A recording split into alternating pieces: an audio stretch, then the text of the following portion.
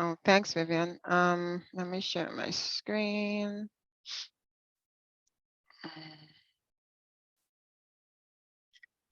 So we have quite a lot of information to share with you guys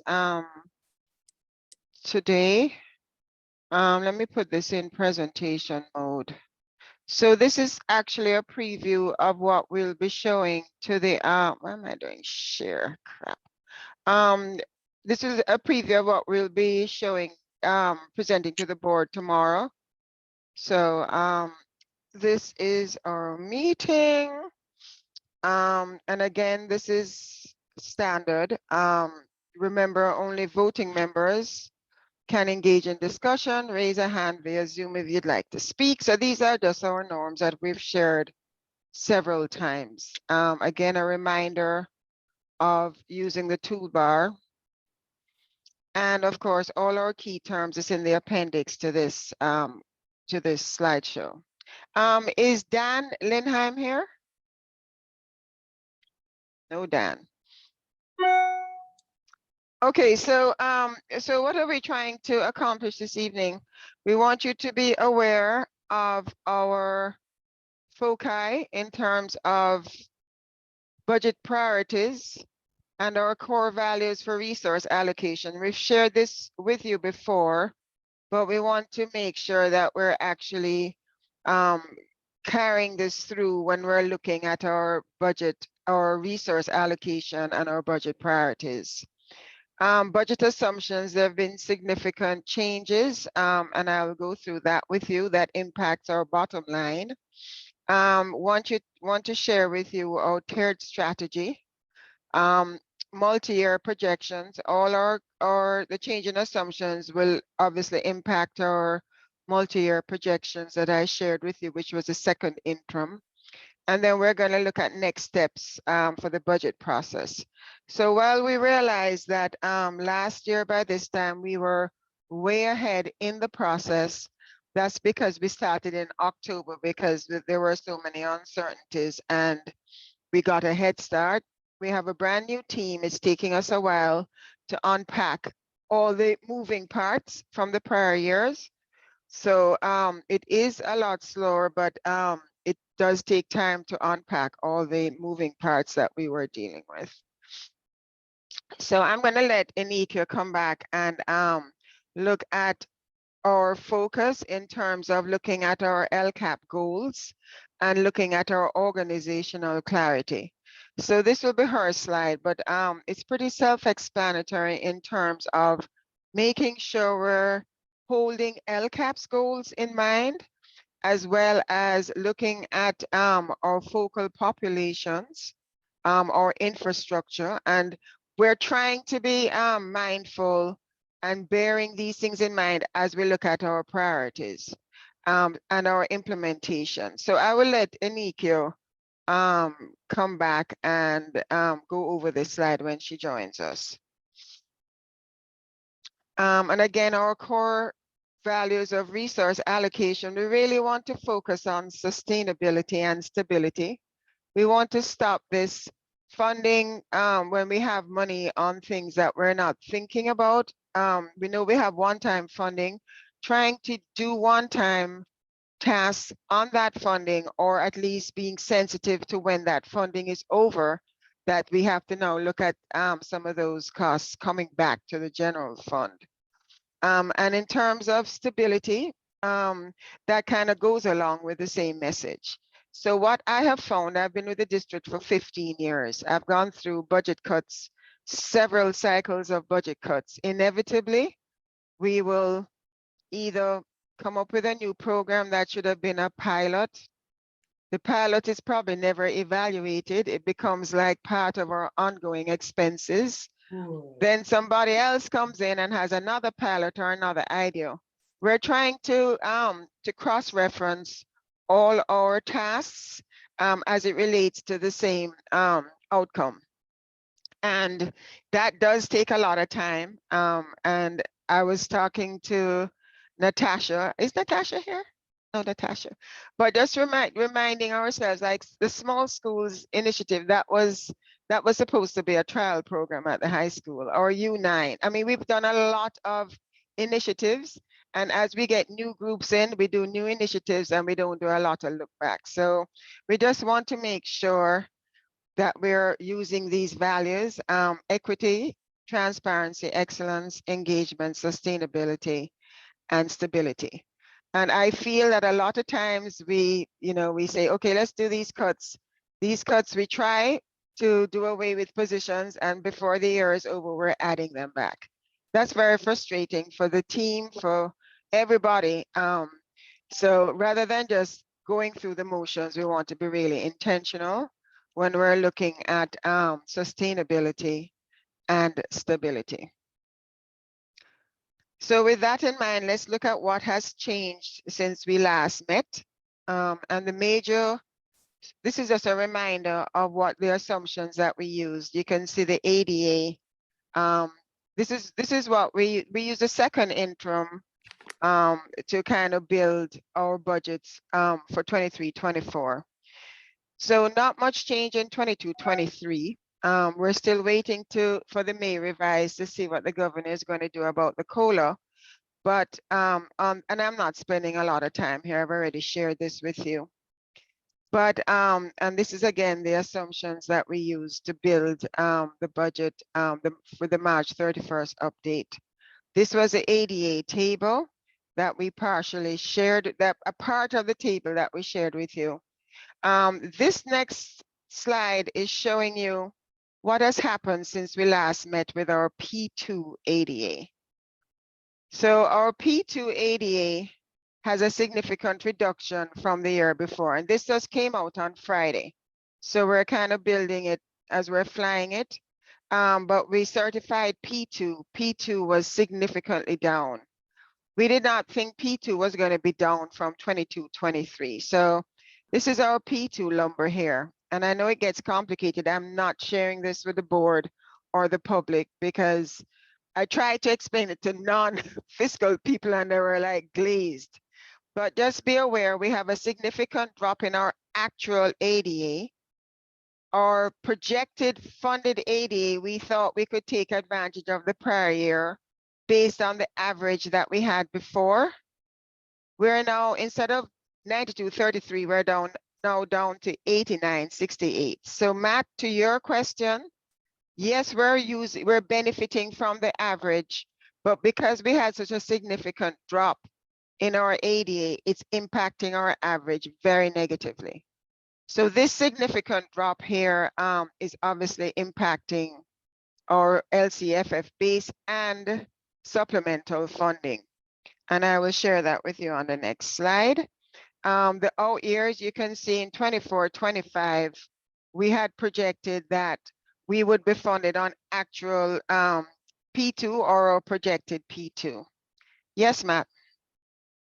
So just because this matters a lot, right? You know, because this affects your revenue.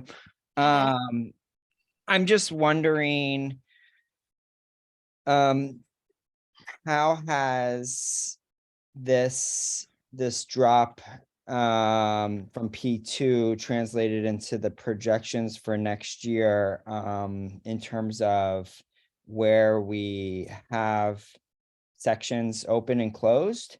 Because we can't tell from this slide, like, because I know this year, you know, Berkeley High enrolled much higher than projections, right? You know, so is it middle school? Is it elementary school in terms of like projections?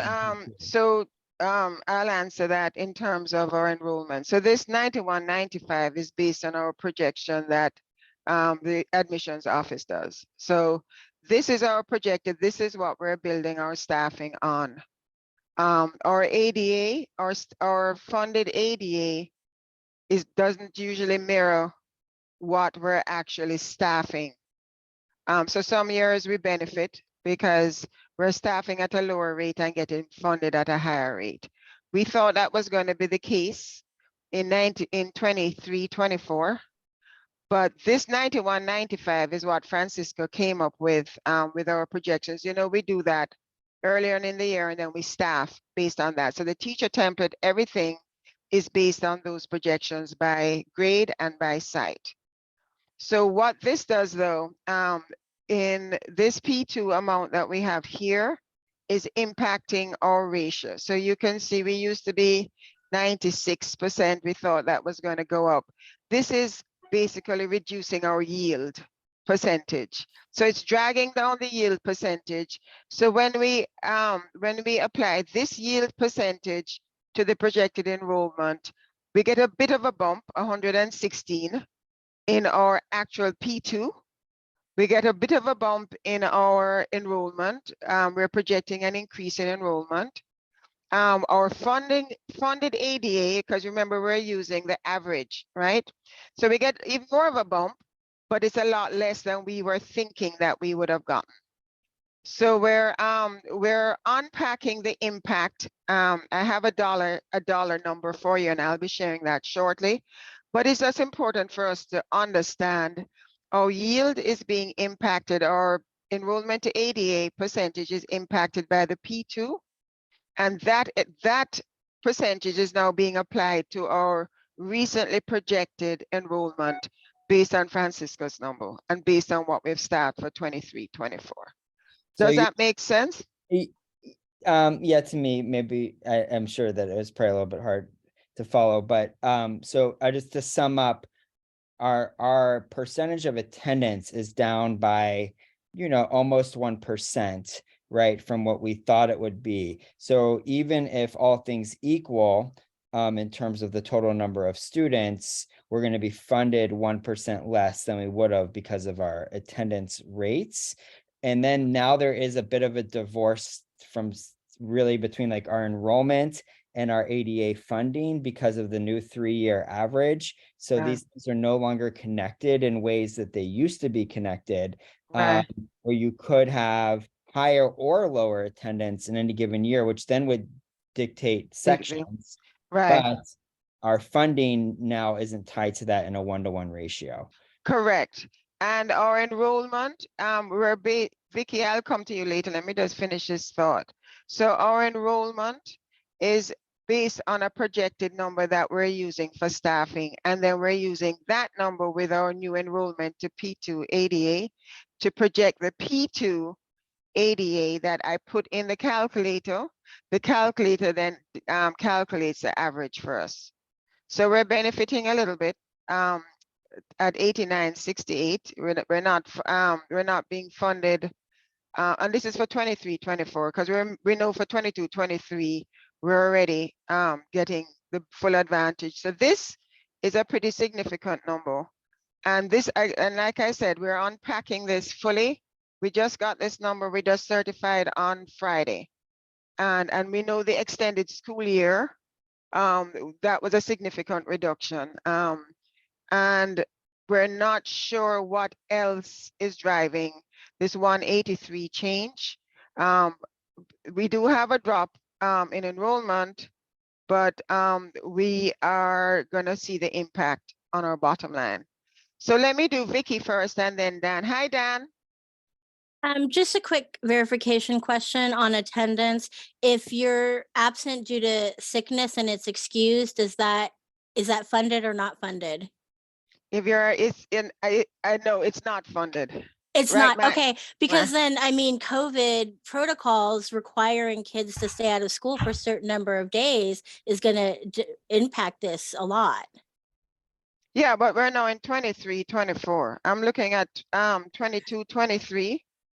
So back in the COVID days, we were actually protected. So you can see our P2 ADA dropped drastically, but we're focusing on this line because this is the line that we're funded. We're funded based on prior year hold harmless. So the state realized, yes, our ADA was going to be really low. So they put in these provisions to protect districts, right? But didn't you just say, or Matt said that it was still down 1%, attendance is still down by 1%? Or was that previously? No, it's down by 1%. But if you look at these significant drops that we had during the COVID era, it was down significantly. Okay. All right. I hope that answers your question. Does it, Vicky? Yeah, I still think I mean, I know several kids at our school who've had COVID like in the last 3 months. So I still think it's affecting us for that 1%. But yes, it answered my question. Yeah. Not as much as it did before, I guess. So No, yeah, obviously, but yeah. yeah, Dan. Yeah, I'm having problem with the last line that, Oh, now I can't see it. is there? So the 21-22 P2, the percentages on the bottom line all seem to be the same roughly, except for 21-22. That seems to be the outlier. Yeah. And I'm just curious, since everything else is 95 and middle change, isn't the 90s, isn't the 21-22 P2 sort of the outlier and everything else is just sort of normal?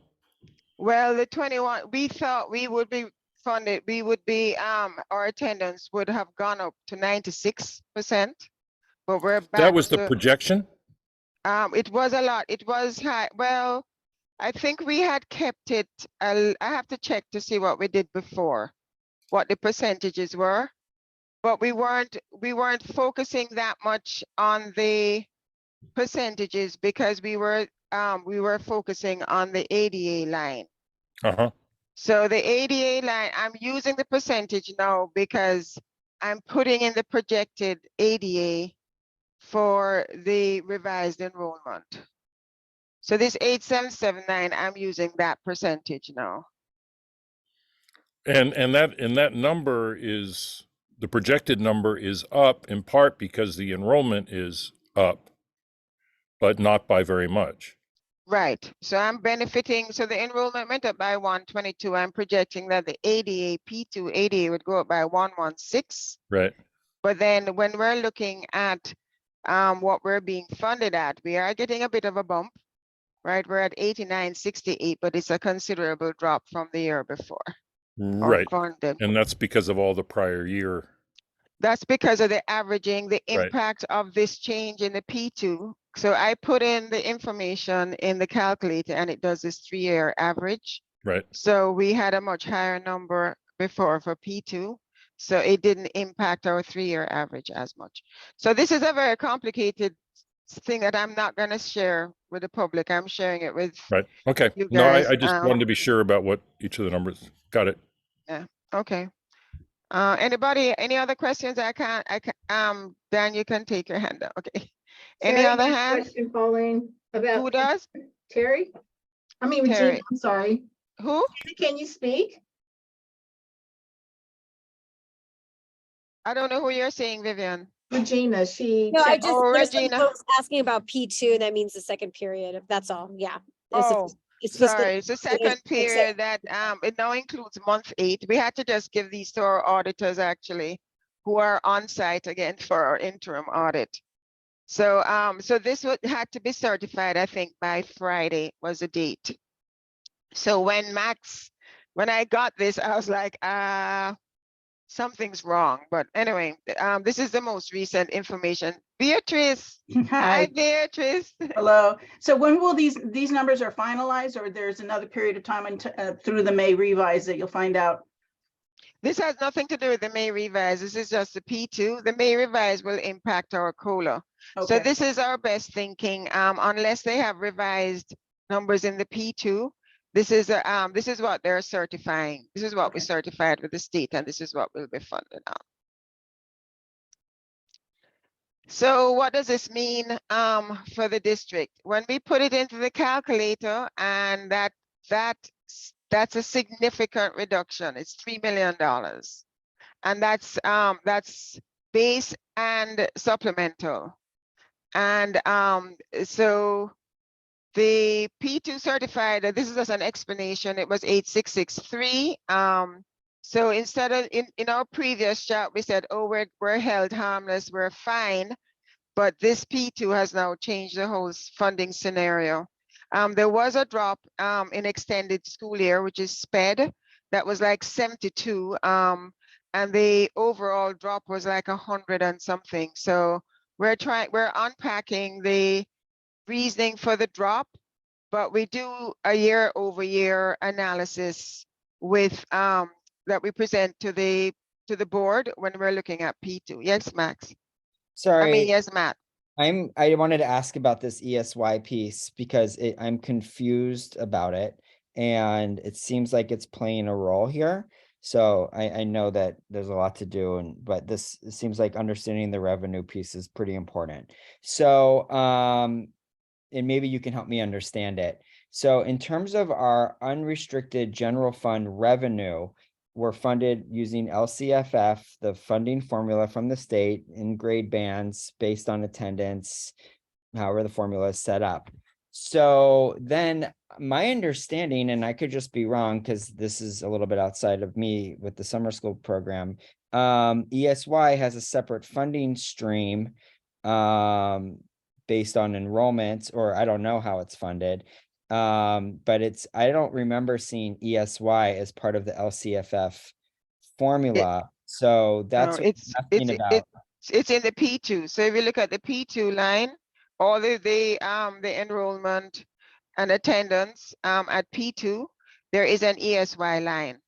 And So that line is about summer school specifically. it's for students with IEPs. it's summer school for special ed. So, but what we're saying is that the enrollment was low last summer we're saying that, well, because summer this summer school hasn't happened yet. So I happened, don't yeah, know how we right. have So, attendance for this year. but it's counted. So this summer that we had earlier, like the one that just went, it's going to be counted towards 22-23 because there are more days in 22-23. So when we're looking at the ESY, it's 123 for 22-23, but in 21-22 it was 216. So we're not sure if they're not capturing everything or if we don't have all the information. But But like, I get, but that's for a period of time. It's like 4 or 6 weeks. It's for, a very short period of time in the scope of the year. So a drop of even 40 students or whatever you just said, it just doesn't 93. make sense that it would generate such big numbers in the formula because it's such a small period of time with it's a big percentage change to 15, Right. 1, whatever. But Right. it's a very small piece of the overall budget. So It is I a don't know how piece that of, I generates think, a well, 3 I million. think, yeah, their fund it's not all from ESY. We're trying to understand the drop that they had from the prior year. Just in terms of like the pure P2 numbers, but it's not the ADA, they're not looking at whether it's an ESY ADA or whatever, it's just counted as part of the ADA. So it's more important to count the grade. So when I'm putting in the numbers for the ADA in the LCFF calculator, they're looking at just pure raw numbers. So my P2 ADA that I'm putting into the calculator now ties to the P2 ADA. Okay, so we can talk later about this too. This is I need to understand it. And I can we don't need to share talk the, about it now, but I do need to okay. understand the role that ESY plays. Because if it's a part of impacting this revenue structure, then it's something that's in our control about, or what are we doing to enroll students in ESY or not, right? And we don't have a drop in the number of students with IEPs. So, are they being served elsewhere in other programs? What's going on, right? To have 40 or 50 less students in our summer program. So that's the reason why I ask, and that's why I want to understand. Because in theory, we could bump that number back up to 215 next summer, and then what would happen is our ADA would then go back up, according to you, at least part of this, and this impact would only be a very short-lived negative impact. Right. So that the impact for ESY is about 1.5 million. So it's we have a reduction of 93 students. So, but we don't actually have a reduction of 93 students. Well, for with enrollment, IEPs. no. So that's what I'm saying. So we do Something need doesn't to, add up there. right. So probably, again, this was just certified. That was just certified on Friday. Colleen, Yeah. Was the district held harmless for the ESY for the summer 22? So Mm-mm. it didn't matter how many numbers of children, you still got the funding. Well, we still got the funding.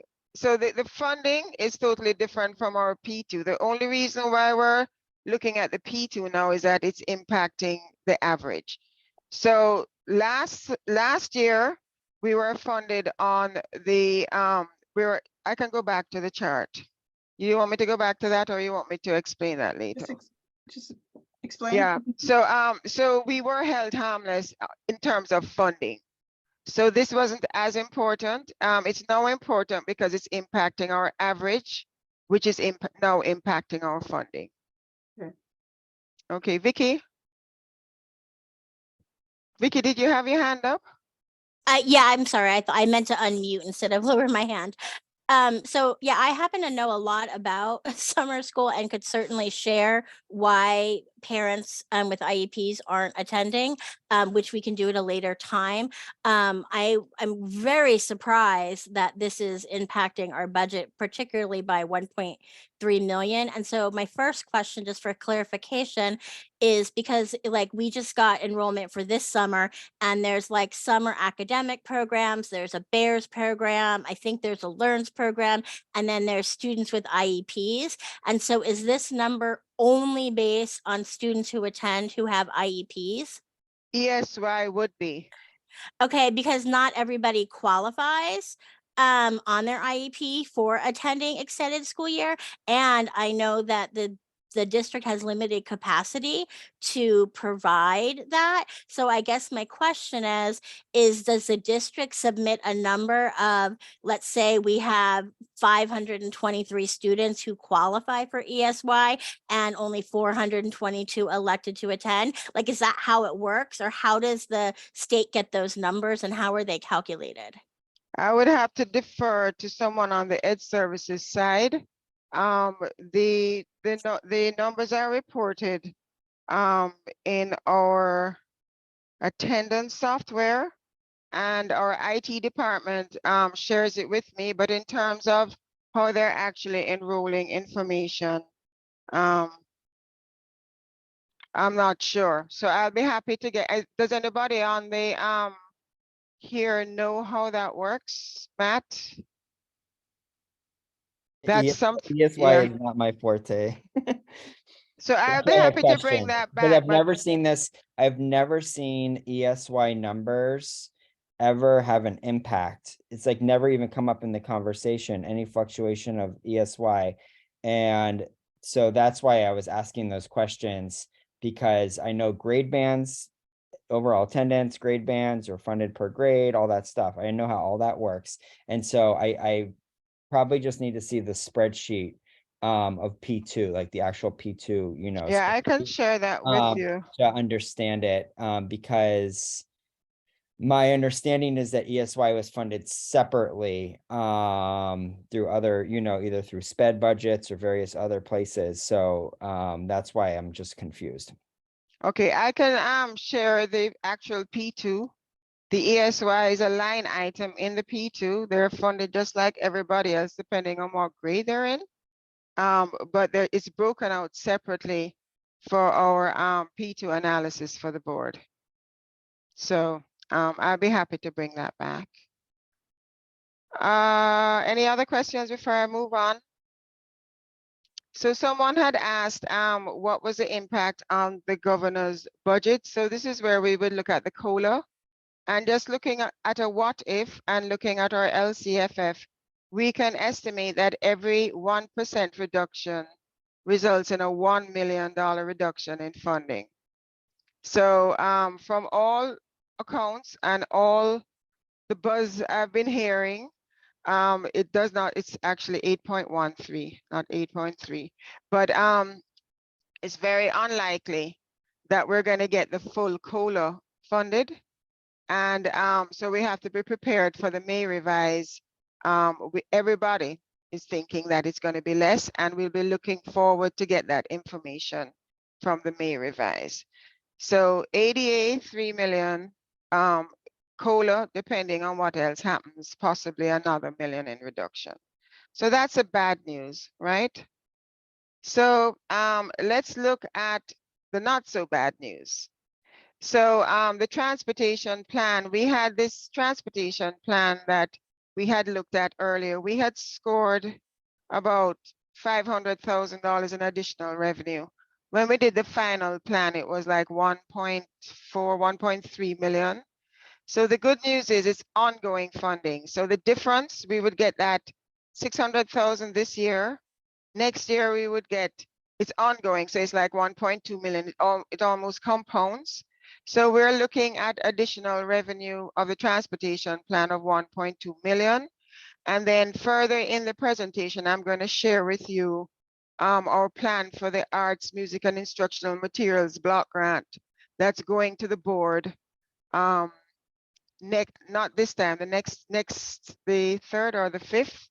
So there's a plan for $0.8 million for us to absorb PERS and STIRS. Again, that's only for 2 years, but we're going to get the benefit of $8 million, $0.8 million. It would be nice if it was 8 for year 1 and year 2.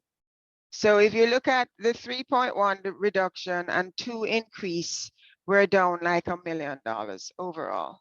So that's the summary of the change in our financial outlook since the second interim. Any questions? No questions?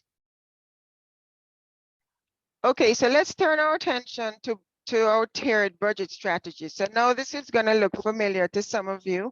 This is where we start looking at our spreadsheets and we're presenting staff's thinking. Oh, there's some things in the chat.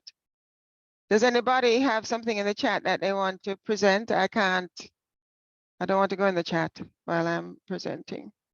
No, Pauline, it's good. All right, thanks.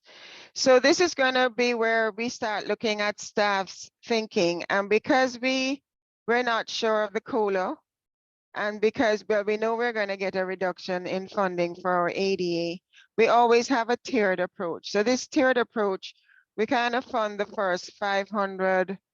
We kind of look at funding in like $500,000 buckets and order them in terms of priority, just in case our funding does not materialize.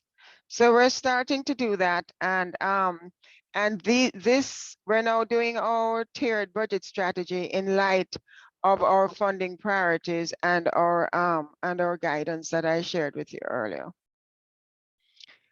So our tier 1, we're looking at funding prior year commitments. It's consistent with our core values for resource allocation and organizational clarity and priorities. So prior year, we had this commitment to fund these programs. And these programs were largely funded on one-time grants that expired. But because it was a commitment from the prior year, we're regarding it as a focus that we need to carry through to this year. And Anika can speak more to that because that's more of a philosophical approach. But I can share the numbers with you as well. And then tier 2, we're looking at new needs and expenses.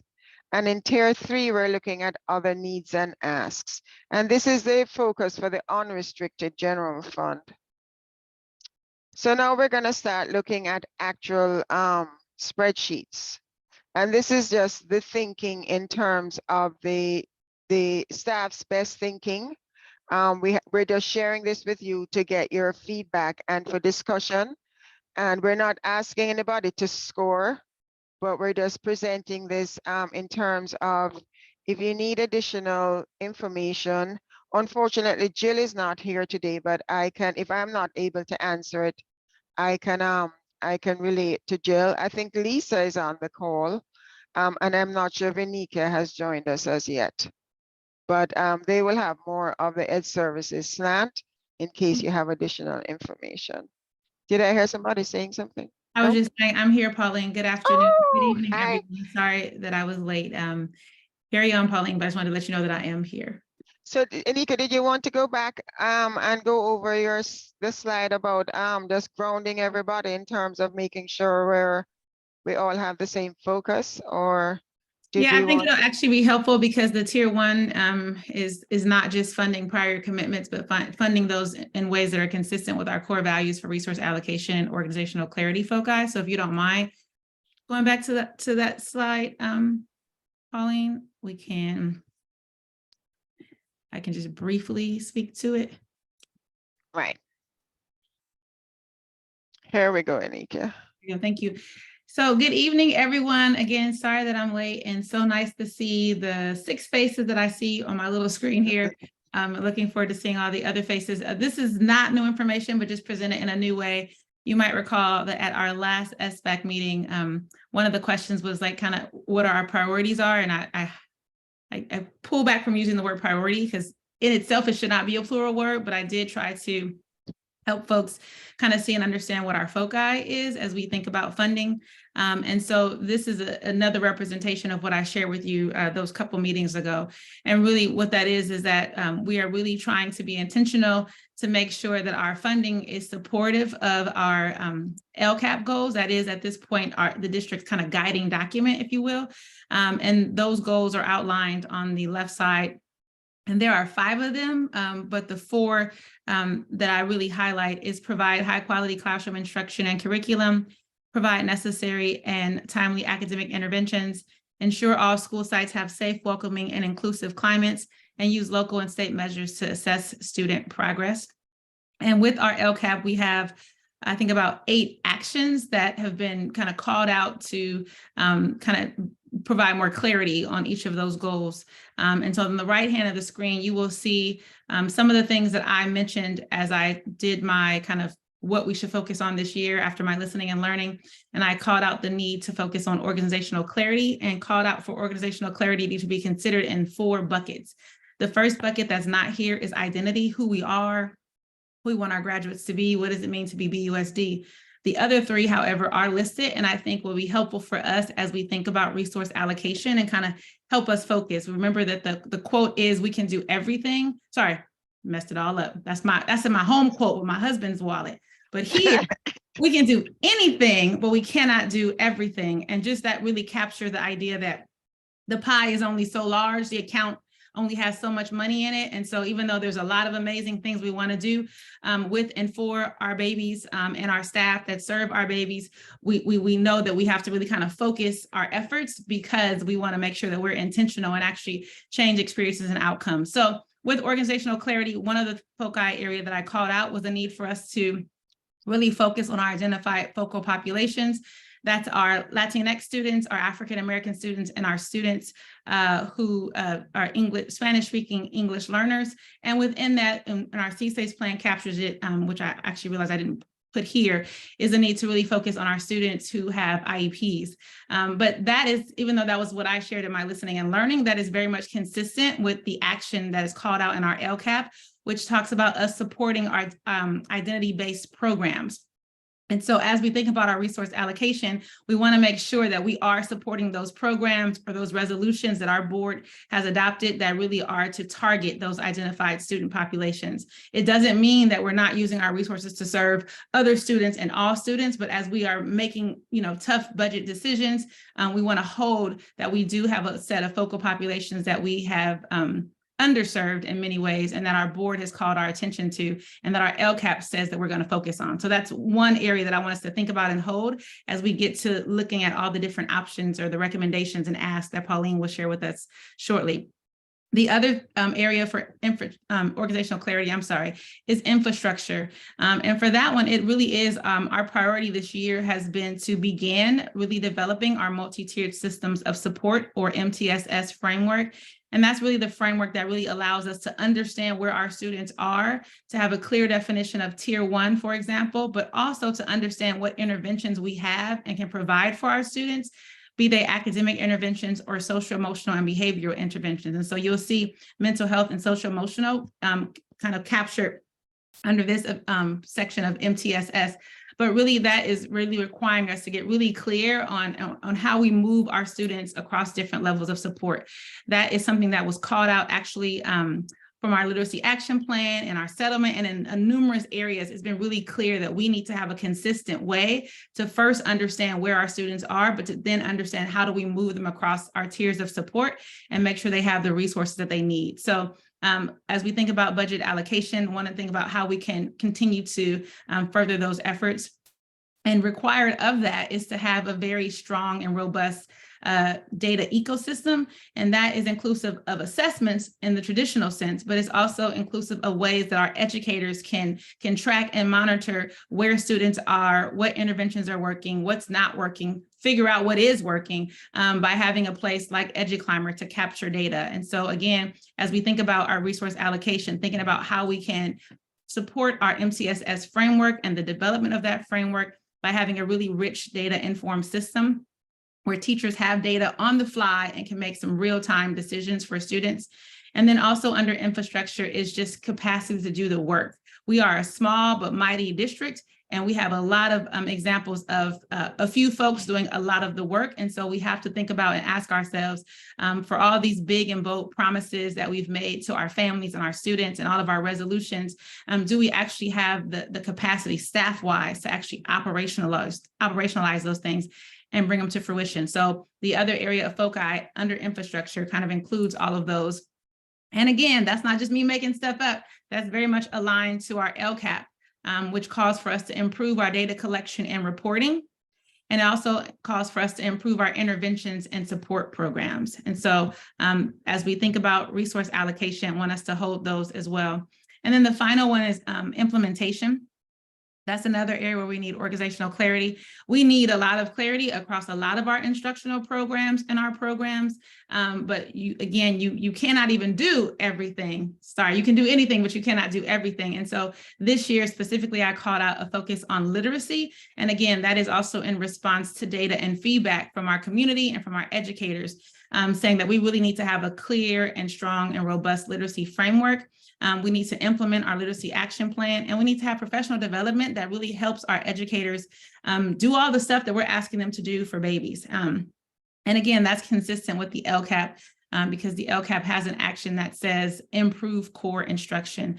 And so my hope is that you all having these things will help us engage in conversations when we have to make those choices of what are we going to do next year with next year's budget. There's a lot more that we have to do in the years to come, but these are kind of the foci that I've called out, at least for this year and next. And again, want to echo that they are consistent with the foci and the actions that were called out in the LCAP that was created by many of you all, by our community members, our educators, and then approved by the board. So wanted to show you that because when you look at the ask and the recommendations that Pauline's going to show you again shortly, you will see that we've tried to align or to tag different asks with these areas specifically.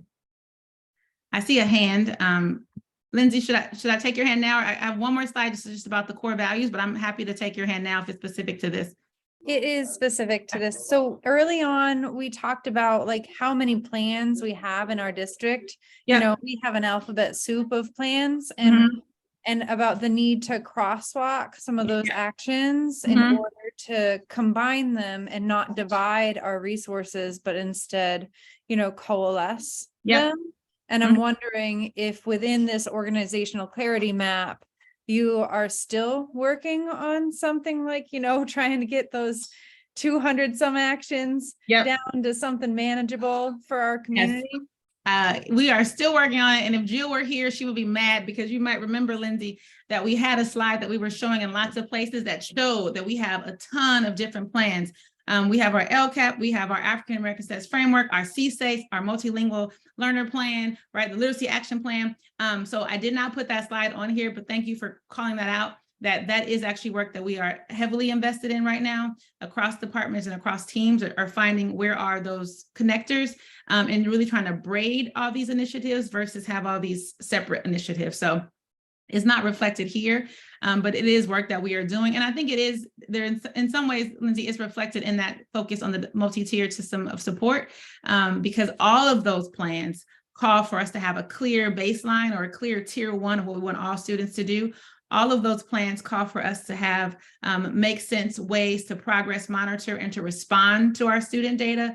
And all of those plans require for us to have a more robust and make sense practical data system. So in some ways it's there, but yes, we are definitely still doing that work. You should, in our Ed Services conference room, there are walls full of chart paper and Post-its and everything as the team continues to try to get it to make sense to us so that we can get it to make sense to you. But it's still going on. Thank you for that question. Next slide. And so again, those are kind of like our foci. And then also as we make decisions and talk about budget and resource allocation, we want to hold our core values, really lifting the ones around equity, of course, as we think about our focal populations, as we think about intervention, as we think about being responsive.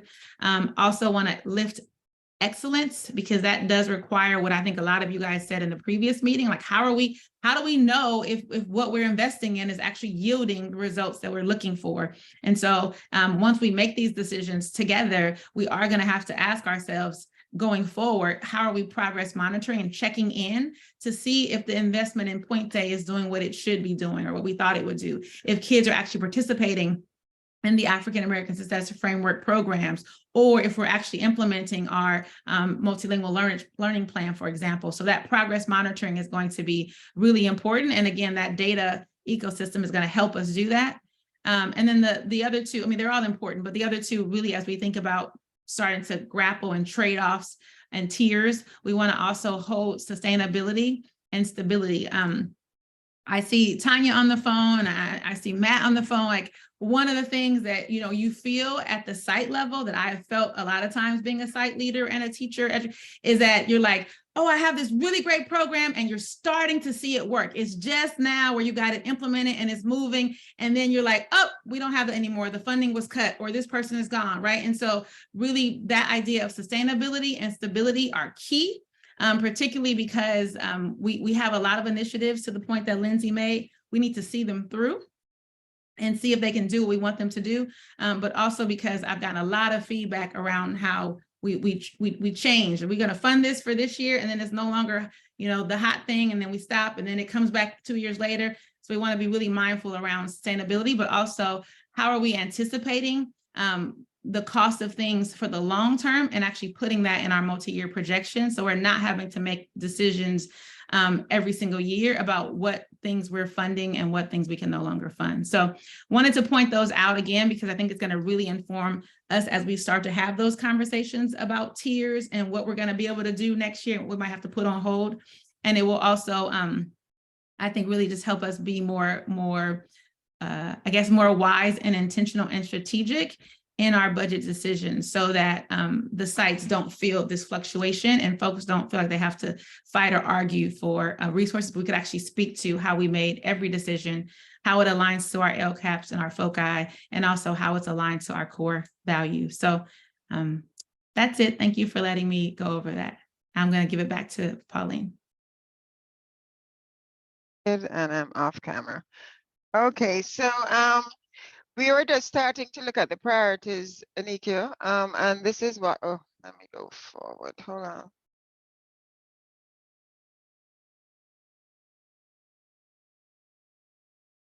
So we're on this slide, and I was explaining to them that Jill wasn't here, Anika, but if they had any particular questions. So these, we've shared this with SBAC before. This is the 0.7 million that we keep referring to. And these were prior year considerations that also tie in with our support for identity-based programs, as well as maintaining critical programs and some compliance.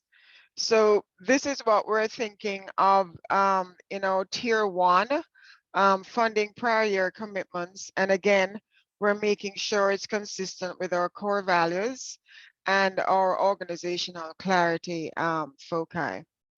Can I just say this slide is also not only a good example of those foci area, you can see them under the justification, but it's also a really good example of that sustainability and stability.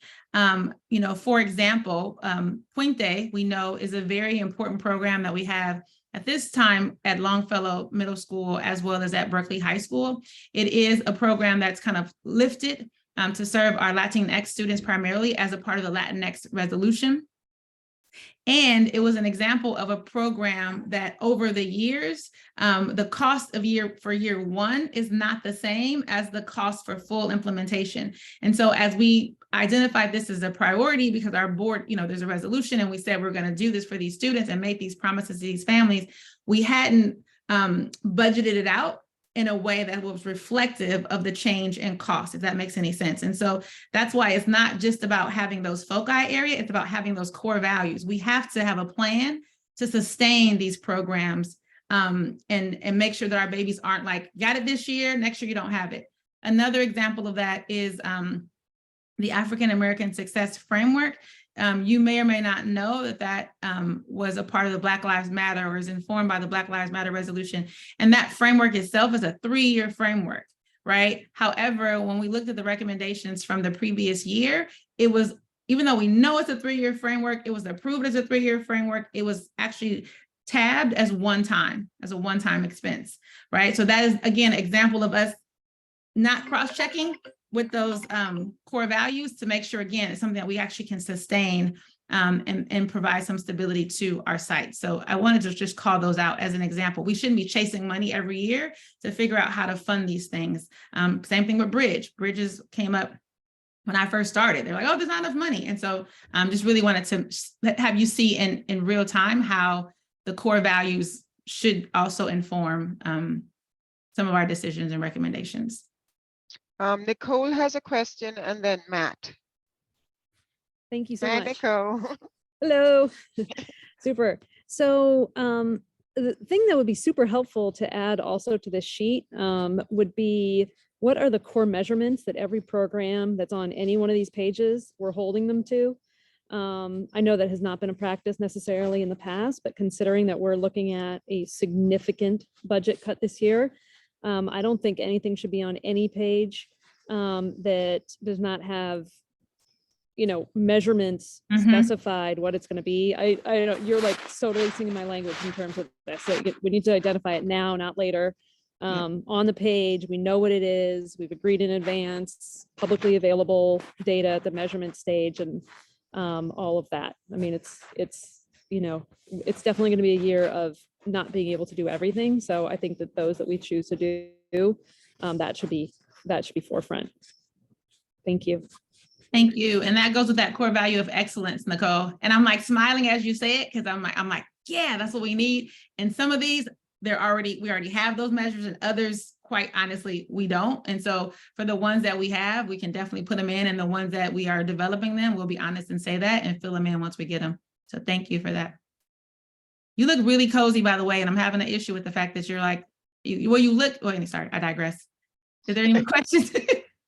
Matt, Terry, and then Vicky. Okay. I asked for this information, I don't know, when we first started meeting in January, just around, because this was an issue last year. And, as I see this moving to unrestricted general fund, I think it's important that we have attendance data with some of our contractors that we are paying a lot of money for. And so specifically College Bound and STEM Steps, those are programs that serve students.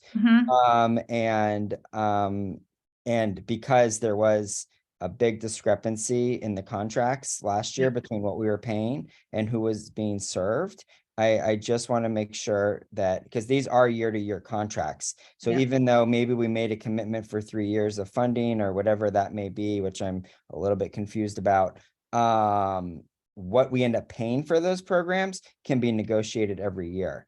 And so that's really important. Where did these estimates come from for next year's funding? And is it based on the actual attendance for these programs? Yep. Thank you for that. That too, Matt, is excellence, right? It's that progress monitoring. And you did, and we will get that information about the participation. And so just for other folks who are on the call, Matt is right. What's unique about the African American Success Framework specifically, as I look at College Bound and STEM Steps, et cetera, is that framework actually called out specific partners. So a little bit different than how the Latinx resolution was written, but it actually says, like, here are the partners that will provide these services. So they are written into the framework, and the framework is 3 years. But the point that Matt was making is that the actual MOU with College Bound, or the actual MOU with Young, Gifted, and Black, or for the STEM Steps program, is negotiated every year. And for some of those MOUs, that is directly connected to the number of students that they serve. So the partnerships are in the framework, so they must continue. But what he's saying is that the amount might change based on how many students those are participating in those programs. And we will get that data to bring it back to the next SBAC. Thank you, Matt.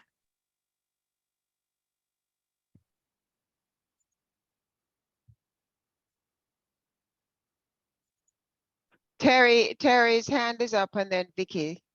And Thank- then and Natasha. Hi, Natasha. Okay, thank you. This is all really great information. I'm so encouraged to hear the kind of the comprehensive overview that's going on. It's really been needed. So my question in the context of all the overall planning that's happening is, especially with some of the resolutions like you referenced, that's 3 years long. Has the board voted on a strategic plan? So is there like a 3-year strategic plan in place to like affirmatively guide? I know that you're talking about focal positions that have been pulled out, but has there been a board approved long-term strategic plan to kind of put all the pieces together? And if not, do you anticipate that happening before the BSEP measure goes to voters? Oh, wow, Terry, that's not even, we're recording. Here's what I'll say, is no, there has not been a board adopted strategic plan. And one of the things that I committed to in starting is that I would start that process, if not at the end of this year, for sure at the beginning of next year, because it's a very engaged process. And in the interim of that, really, and a lot of districts actually do this, that LCAP is kind of that guiding document, because it again calls out in some ways the district's theory of action around how it will accomplish the end. But to your point, we need to have a strategic plan, and that is definitely on deck. Will it be done by March 2024? I'm being recorded. We will have, the process would have started. I still have to outline the entire process, so I can't answer that question yet. But I agree with you, and our board agrees that we do need to have a strategic plan that guides us, so that we're not every year changing the foci, but also because the LCAP is not really a strategic plan. So. Right. And then briefly, more of a comment than a question. If integrated into this planning, I know at the last meeting, or one of the last meetings, we had talked about kind of I don't know what the word we want to use, but a funding map or a funding overall structure that looks at all the resources coming into the district. And by example, we talked about PTA funding and some of the other like open school, Berkeley Schools Fund, and some of the other nonprofit entities that are at the high school that all work together to support the work of the district. If that element could be included, I don't know if the PTA got the figures to the district that they said they were going to yet, but if you could also respectfully keep that aspect in mind, of it's not just general fund dollars, and it's not just LCAP dollars, and it's not just there's a whole ecosystem of other funding that informs how the district functions related to outcomes and the development of a strategic plan. So please keep that in mind. Thank you. Thank you. You're outside too. I'm jealous. I guess I can see some more hands now. Natasha? Yeah, hi. Oh, sorry, Vicky. Yeah, it's okay, I was next. So I'm maybe jumping ahead, but these are the programs that the district offices selected as fitting in the tier 1 priorities, and things not on the list didn't make the cut. Is that correct? No, not all the way. So okay, so wait, let me follow up before you answer. And the reason I ask is because I don't see the 7-period day for Longfellow, which I feel like meets all of the tier 1 funding priorities and the foci that you've talked about. And so if I'm jumping ahead, that's fine, but I was surprised not to see that here. Yeah. So no, these are not just like what the district office said is the priority. These are things that were called out by SBAC and approved by the board last year, and were in a lot of instances either misrepresented as one time or put on what we call soft dollars or categorical dollars that maybe they didn't match or that are going to expire. And so because these are initiatives that are ongoing initiatives, at least for some of them a 3-year period, we move them over. So there's that. In terms of the 7-period day, you won't see that here. It doesn't mean it's not a priority, but there have been conversations around what that model was supposed to address and how we could address those exact same things. So it might not show up or reflect on here as a 7. You might not see it actually this, I'm trying to think about all what's to come. You may not see it in tonight's presentation, Vicki, but you will definitely see it in the next one, meaning the next SBAC, because we are going to talk about how we plan to resource Longfellow to continue to serve the students that it has. It may not be written as the 7-period day. So I think that's my abridged answer without going too deep into that and saving it for when we talk about it. Okay, thanks. Thank you. I think Natasha's next. Miss Natasha. Hi, thank you. So my brief 2 comments kind of hark back to 2 things that are a little ways back now in the conversation, but hopefully they still feel relevant. One is that as we think about the goals, outcomes, metrics that ultimately, would tag off of a strategic plan when we have one.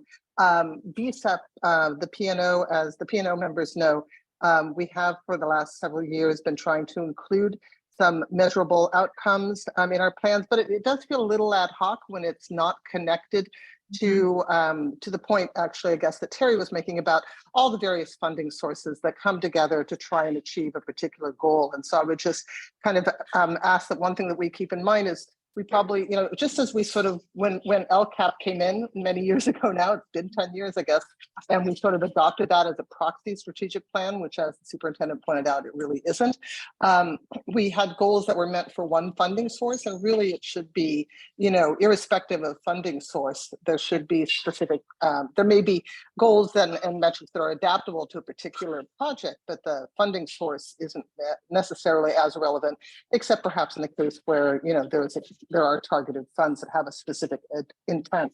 And with that in mind, just briefly again to the idea of the targeted funds with specific intent and what Matt was saying about keeping an eye on who's being served by certain initiatives. I would also wonder whether there are probably a number of initiatives that are serving the same kids, and that may be great, and that may be what is intended, but it may also be that when you don't actually know that there are 4 things coming from different areas, and you've got these same kids, and just untangling which of these things is really the most high value intervention can be hard to do. But keeping track not just of numbers being served, but is it the same group of kids that are being served, or is there a Venn diagram of kids that are overlapping? Does that make sense? You're smiling and nodding as if it does. Oh my gosh, I've been calling that the tumbleweed, because we do have a lot of examples, or we do have examples of programs that either do or at least claim to do the same thing or similar and target the same group of students. And one of the things that I'm excited about is that now that we have, EduClimber, and now that we are moving to be more data informed, we can help evaluate, for lack of a better term, which programs are doing what. So that goes back to really looking at the interventions and are they doing what they're supposed to do, but it also, we can now track who's in what. So yeah, I'm smiling because that's a big body of work that has kind of been started and that's underway. And that I know is going to yield to lead us to some different conclusions in the years to come. Thank you. Ms. Beatriz. Hello, I just, you probably covered this before, but is this funding focus been approved by the board, or this is coming from our superintendent, from you? Okay. In terms of the Two-part answer. Yes, approved by the board, because again, these are nothing new. These are all the things that they approved, that SBAC, I think, approved many of them, maybe not all, and the board approved them. So in that way, yes. It's just that they were not budgeted, Ms. Beatriz, as ongoing expenses, and or the funding source wasn't sustainable. And so these are not new to me. This is me trying to say we're going to keep the commitments that we made prior and see things through. So it's like a, Yeah, I understand the programs, but I'm, in terms of the criteria, the funding focus of those 4 priorities, has that structure template been approved by the board? yeah, so there was not a formal approval process. I shared this foci with the board and my listening and learning, and with my saying this is what I'm going to focus on in my first couple of years. And that is also why, as opposed to just making it about my listening and learning foci, I really mapped it onto the LCAP, which is a board approved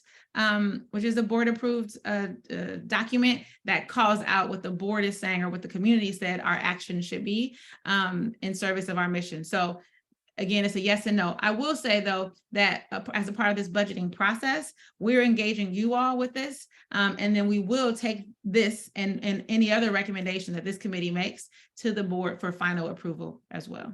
I'm just thinking if this could be like your interim strategic plan until you roll out a strategic plan. So you have something in line that is guiding the funding, is guiding the focus of the district.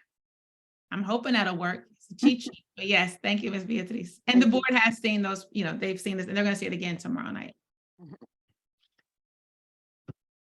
I think Terry has her hand up. Thank you. Just one other comment to piggyback on what Natasha said and the importance of a strategic plan. I agree that this overall plan, Beatrice, could be considered an interim plan, an interim strategic like plan, but it's really not. It's more kind of goals and priorities, and the importance of the strategic plan, as Natasha pointed to at the P&O meetings. Even though we've been looking at goals and trying to push the district to develop goals and outcomes for the specific areas, as we all know here, one thing in the district is funded by 2, 3, 4 different funding sources, all that could have their different accountability measures, all their different own metrics is to be addressed. And so the benefit of having kind of one vision that's comprehensive in terms of what are the priorities, what are the outcomes, what are the expectations, where are the funding sources, all in one spot, even though it's a big project to do. It's something that the district needs to do. It will help everything that the district does and also make these annual processes a lot easier. So that's it. I'm done with my comments. Thank you so much for your patience. All about the ease, Ms. Terry. And what I will say too, I just saw Lindsay's hand go up, is that one of the things is we're working. So yes, we have to do a strategic plan, and that is important and critical. And I think my intent when we start the strategic plan process is not to just, forget or ignore all the planning and the work that's happened prior. And what I mean by that is a lot of the plans that Ms. Lindsay talked about when she was saying, are we seeing whether, looking for alignment, all have goals. They all have metric. Not only does our LCAP have measurable outcomes, not only does our BCEP have measures, not only does our literacy action, right? So there's all these plans that have measures and outcomes. And so before starting the process of strategic planning, and that's something that would definitely be a part of that process, is looking to see where there already has been some community input or some commonalities in terms of what are the things that these various plans are using to measure. Because some of these plans, like our literacy action plan, we can't be like, yeah, we're not going to do that. We're going to make a whole nother set of goals, or even our CSAs, right? And so there are opportunities even now for us to start kind of getting a little bit more clear around the goals and metrics. And that is a part of that work of aligning the multiple plans that Lindsay asked about earlier. But I totally agree with you, Terry. Okay, so Lindsay, your question. I just wanted to pile on a little bit as a member of the PAC, the Parent Advisory Committee, because we've been having a lot of discussions about infrastructure and making sure that we're resourcing these actions and plans sufficiently, because when the PAC heard that there was evidence of consultants being contested for the African American Success Framework, it triggered a long and passionate discussion between PAC members, because there were people who were feeling like, okay, well, we've had chronically poor outcomes for our African American students in an increasingly privileged district.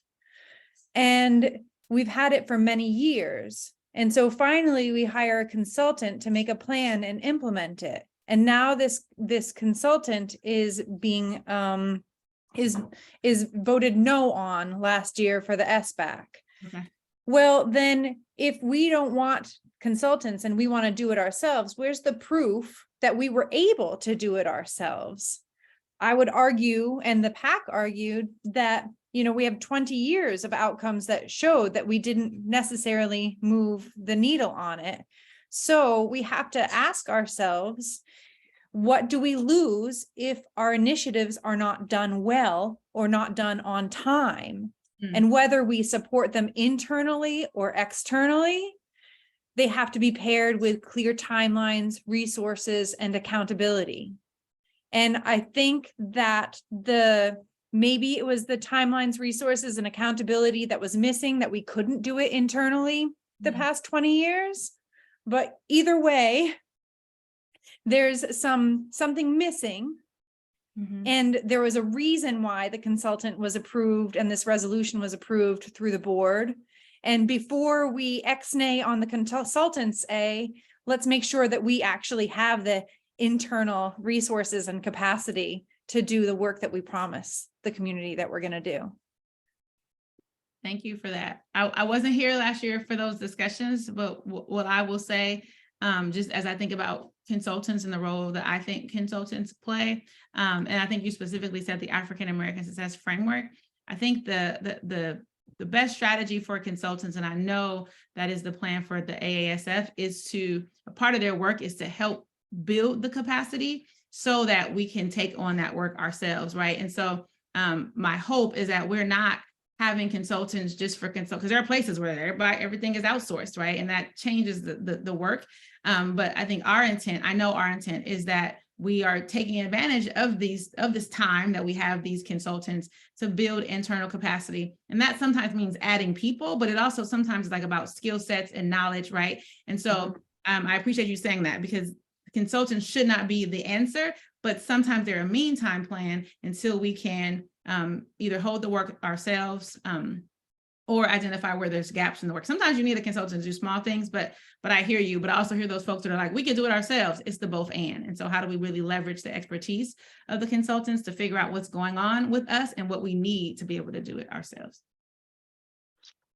Okay, if there are no more questions, I'll move us along. We still got like 30 slides, y'all. That's why she's sounding like that. I have a million slides. You guys will have homework. So oh no, it's not moving. Gosh. All right, let me go back. So that was tier 1. So the next tier we're looking at is 2 and 3, which means we haven't kind of put them in relevant buckets, but these are our new considerations. So a lot of this you may not have seen before, and you most likely have not seen before. So a lot of information. I can walk us through it quickly, or you guys can spend 5 seconds to look at this. I know it's a lot of information, but we want to share with you what we're thinking in terms of you notice the justification column has not been filled out because we haven't fully developed this, but some of these things we are obligated to do. So for the BSEP renewal cost, we're projecting $700,000, $600,000 one time in 23-24, and $1,000 this year. So I have a column for actually this fiscal year. The BSEP sunsetting, Natasha, I'm going to run this by you, but in terms of discussing with Kathy, well, actually it was Craig, who is our fiscal analyst, there's a receivable, there's a holdover receivable that we understand that BSEP gets the following year. And the county is now asking us not to include that amount in our current year revenue, which means at the end of the measure, there still would be a receivable of about $3 million, which would mean that BSEP would be self-sufficient through the end of the measure. when we crunched the numbers, it was like a $250 difference, which I'm assuming BSEP can reduce their programming by that amount. So whereas we thought we would have a significant obligation, the general fund would have a significant obligation, it turns out we would not have that obligation. In terms of looking at other costs, our transportation program is providing an extra $1.3 million in funding. And in terms of their asks, they're asking for cameras to be installed on the buses for security reasons.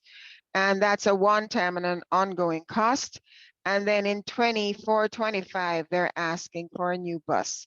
So that would be scored as a one-time expense in 24-25.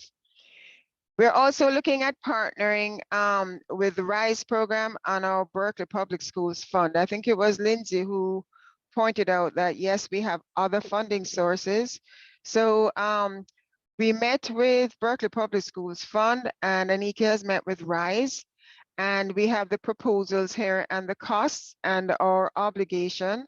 So and I don't know if we want to spend time talking about that now, Anika, or if we want to just share that with everybody. But it's on Berkeley Public Schools Fund. It's a partnership with I think the city of Berkeley is involved, we're involved, and they've also working with a significant donor for the STEM program. So our commitment would be $180,000 for 3 years, and at the end of that 3 years, we would have to backfill what that funder is proposing. So it's an exciting thought, and something that when I heard about it, and when I think Anika heard about it, we're very excited because we're committed to STEM. But again, that's $180,000 commitment. I have it ongoing, and it's going to be increased in the 3rd year. Anika, did you want to talk about the RISE, or do you just want us to keep going? So one of the things that we're going to ask the committee is that at our next meeting, we meet longer. We do until 6 instead of 5:30. And the reason why is because we're going to then have time to really talk about each of these. The other thing is that the reason why, I just want to add to what Pauline said, the reason why the justification isn't there is because these are asked. And these are the things that as a SBAC team, we're going to have to talk about, like which ones we're going to fund. Is it all, or is it part, or is it none? And then we're going to have to justify it. We're going to have to say which of those LCAP actions is it aligned to, for an example. So I would prefer, just because it's already 5:21 and you have other slides to go through and you have homework to sign, that we could talk about it. So yeah, okay. So I can just take us through the slides because we are going to have significant questions. So this is the other bucket, and we've kind of scored it at the totals for that bucket. And then in the other asks and needs, this is just looking at that survey that we sent out. And this is just a summary of some of the things that we've been asked to fund.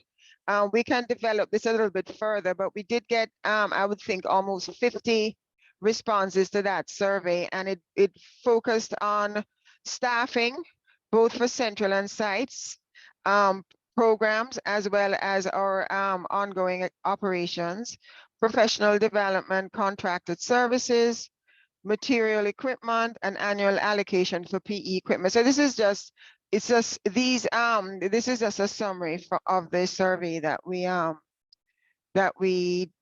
shared with our managers, and they shared it with their teams.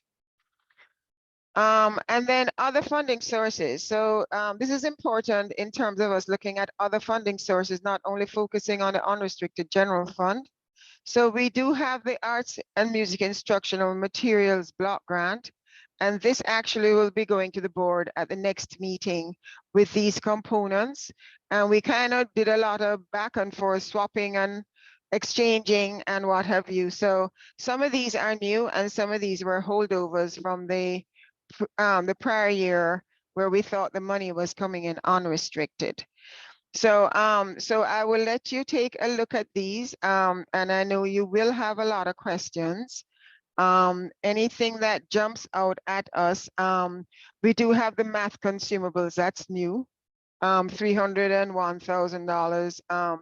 And you notice I have a 22-23 column, as well as 23, 24, and 24, 25. So some of this we're already actually working on. And what's a key takeaway on this slide is that our STRS and PERS, we've allocated expenses to program, but this grant can also be used for operations. So I mentioned that in when we're looking at the changes to our assumptions.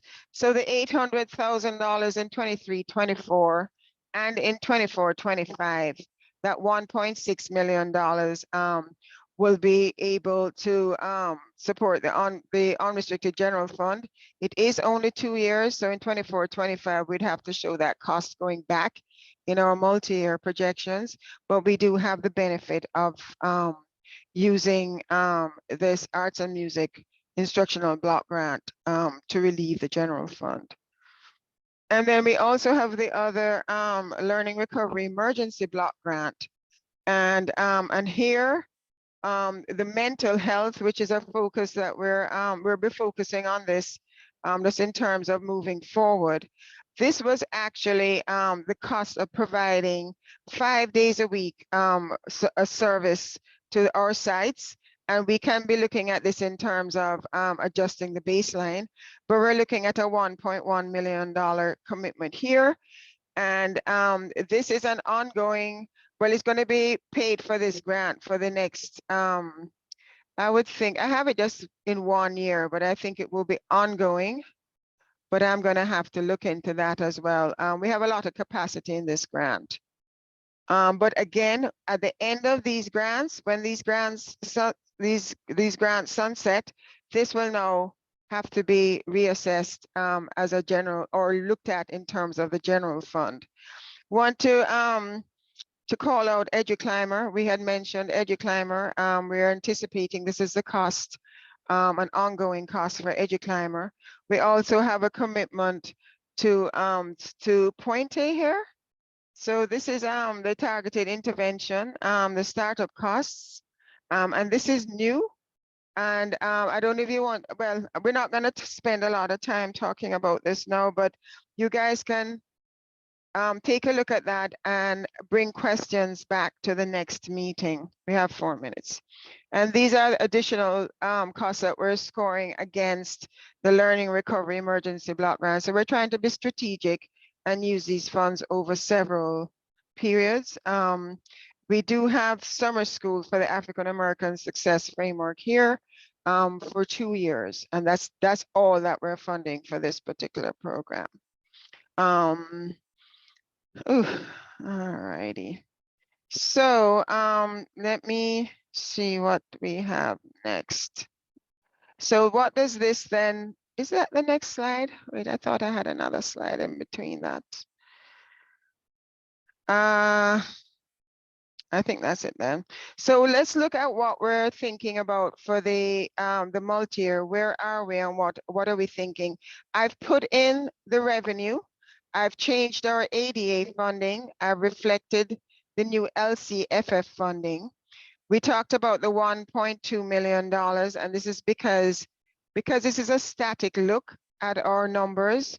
If it's multi-year, it has to go over more than 1 year. So in terms of our revenue, we have picked up the $1.2 million and we've picked up the reduction in LCFF funding. And then when we're looking at our expenses, we are looking at tier 3. This does not mean that we're definitely going along with every one of these costs, but if we picked up everything in tier 1 and tier 2, some are ongoing and some are one time, and then taking the benefit of the STRS relief and the prior year one times, we are actually still, we still have a balanced budget. We're deficit spending. We have a positive ending fund balance projected of $3.1 million if we are going to go ahead with these expenses. So now it's a tight budget, but we have looked at significant costs going in, and we have talked about the change in our general fund assumptions. I have to click in here. So this is our key takeaways. The unrestricted general fund is reduced by the $3.8 It's 01 million due to the impact of P2 aid, to the impact of the P2 ADA on the average ADA calculation and its impact on LCFF funding. Revenue is increased by the 1.2 and expenses are reduced by the 0.8. So the net of this is a 1.01 reduction in our multi-year. So that's the key takeaway from our multi-year projection. And then of course, with our next steps, 1 minute to go. We are going to continue our work with our budget partners, and that's SBAC, PAC, DLAC, or who else, Anika? All our budget partners need to be involved in this decision. We are going to keep the board apprised on our priorities. And of course, we're going to be continue to monitor costs and adjust the budget accordingly. We are taking the arts and music block, instructional block grant to the board to be approved.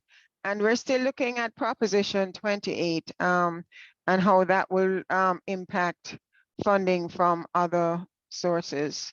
So with that, let's look at our meetings. Our next meeting is going to be May 9th. It's going to be a longer meeting from 4 to 6. And I think we'll be adding meetings as needed. Is that it? Elaine, if you refresh that, you'll see there's information on that last slide. If you refresh your deck really quickly while she's refreshing, Lindsay's asking a question. Is there a cost to assessing and supporting high school students in literacy and math? We can talk about that more at our next meeting. Some of that is embedded in some of the other costs, but I believe there might be an ask that this team is going to consider from the high school team specifically. And then Adriana said, are we doing public comment today? Oh no, I got here late. Do we not do public comment? If not, we will. We can do it now. I'm sorry. I just jumped in. Really quickly though, as we get ready for May 9th, is to let you all know, one, tomorrow we have a board meeting. Yay! Are you guys excited? We have a board meeting. It's a hybrid meeting, so it means it's in person, but you could also watch it and engage virtually. And the reason why I'm pointing that out is because I gotta be there. I want somebody else there with me, but also because this information is gonna be shared with our board, and so that means as members of the Superintendent's Budget Advisory Committee, you can hear kind of the questions that come up from our board members, the reactions, et cetera, and that might help us as we're engaging. Not that they're going to inform or influence what we do, but it might just be helpful for you as you think about coming back next time to kind of engage in these conversations. What we are going to do next time is what's here on the screen. Is you've seen some of the ask, and again, we said they weren't scored because we haven't scored them with you. We haven't matched them to our foci. And so in our entire next meeting, we're going to be looking at the various asks that have come through above and beyond those things that we said we're going to do. And as a team, we're going to explore them. So you get to ask questions and what's Puente and what's this and who's been served. And we're going to start to evaluate them. We're going to start to have that hard conversation of, yeah, we only got $2. We can't give $1 to this. And so that's the meat of the work that's actually going to happen. So I would ask that you look at these slides. If you can tune in to tomorrow's board meeting, that'll be helpful, but kind of come with your questions so that we can start doing the hard work at our next session on May 9th. And then I see a question from Vicky. Yeah, so we're looking at what was presented in the slides today, correct? And I guess my question is those slides didn't seem inclusive of all things that are going to be funded. And like, I just recently reviewed a bunch of BSEP proposals. And while I understand we're evaluating it against the foci, I also tend to evaluate it against other items on that list. So if that's not a conclusive list, there might be things that I think are important, but maybe not more important than something on a different list. Happy. Makes sense. Yes, it totally makes total sense. And I think I nodded and that was incorrect. There are more asks than what's represented on that screenshot that Pauline has put on the slide. And so and Pauline, they should have access. You gave them access to the list or no? No. All we have are these slides. So that's, are you going to send out a list? Them the over. Well, it pretty much has the same things that I have here. Yeah, we have a couple of additional ones. So we'll make sure you all have all the different asks, because there are multiple. I think we also, Vicky, though, are when Pauline showed the arts and music and all those things, our job and our purview is the general funds, but we know that there are acts that are made that we can move to other funding sources. And that's why she kind of showed you those other slides. Okay. So we will kind of, when we're grappling with different asks, we might be like, oh, that could be taken care of on this other funding source, et cetera. But we're trying to narrow down what we're going to propose and ask to be approved for our general funding source. So those are the conversations we're going to be having at the next one. And it might be information that you all have that's not reflected here. So bring that information with you. You just talked about BSEP. This is not really the place where we evaluate the different BSEP asks, but we can definitely answer questions as appropriate. But yeah, we're going to start moving stuff to other sources if possible. And again, those are those slides that she said, and then deciding what will we fund on general fund. I'm going to stop sharing. And with and then we need to do public comment, right? Is there someone here for public comment?